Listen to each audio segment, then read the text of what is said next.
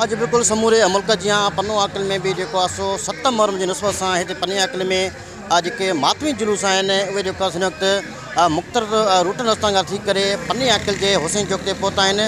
हितां जे मोमिननि ऐं इंतज़ाम खां पुछंदासीं त अॼोके ॾियारे बाबति संदनि छा चवणु आहे ऐं सिक्योरिटी बाबति जेको आहे कुझु अमलदारनि खां पुछंदासीं संदनि छा चवणु आहे। बिस्मिल्लाह रहमान रहीम अल्लाहुम्मा सल्ली अला मोहम्मद व आले मोहम्मद।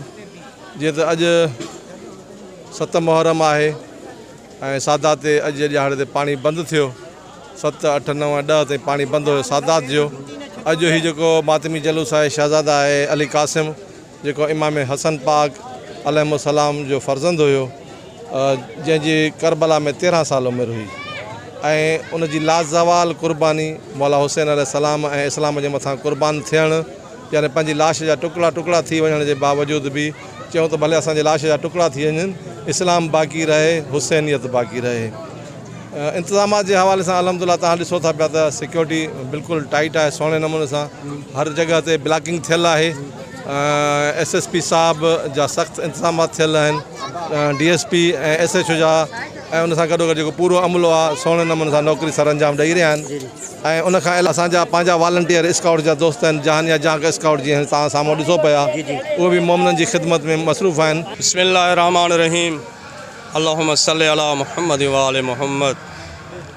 अज़ीम इक़बाल जो शेर आहे जे पंहिंजे शेर जे अंदरि फरमायो त इंसान को बेदार तो हो लेने दो, हर कौम पुकारेगी हमारे हैं हुसैन। इन तसलसल खे ॾिसंदे अॼु जो ॾियारो जेको 7 मुहर्रम उल हराम जेको बिलख़ुसूस मख़सूस आहे शोदाए करबला जी प्यास उञ ऐं बुख सां ऐं शहज़ादा अली क़ासिम जी शहादत सां।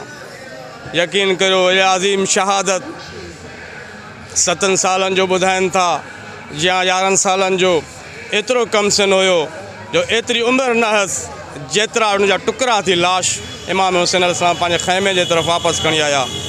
उन माउ जे लाइ उहो लम्हो दर्दनाक आहे। इहा अज़ीम क़ुर्बानी दीन इस्लाम जे लाइ हुई, दीन इस्लाम जी बका जे लाइ हुई ऐं दीन इस्लाम जा जेके यज़ीद हक़ीक़ी जेको फ़लसफ़ो हुयो उन खे दफ़न करे चुको हुयो।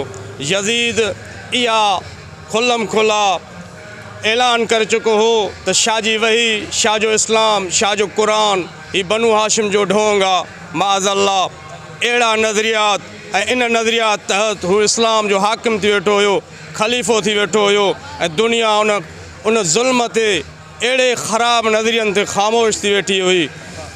इन नज़रिया जे ख़िलाफ़ उहो जेको इस्लाम दफ़न थियणु वञे पियो, इन इस्लाम खे ज़िंदा करण जे लाइ इमाम हुसैन अलैहिस्सलाम करबला जे मैदान ते अची शहज़ादा अली क़ासिम जहिड़े शहज़ादनि जी क़ुर्बानी ॾेई ऐं पंहिंजी प्यास ऐं उञ जेका 7 मुहर्रम उल हराम खां वठी रोज़े आशूर तां रही ॾाढी दर्दनाक रही। बहरहाल ख़ुदा जे अहकामनि खे ज़िंदा कदे।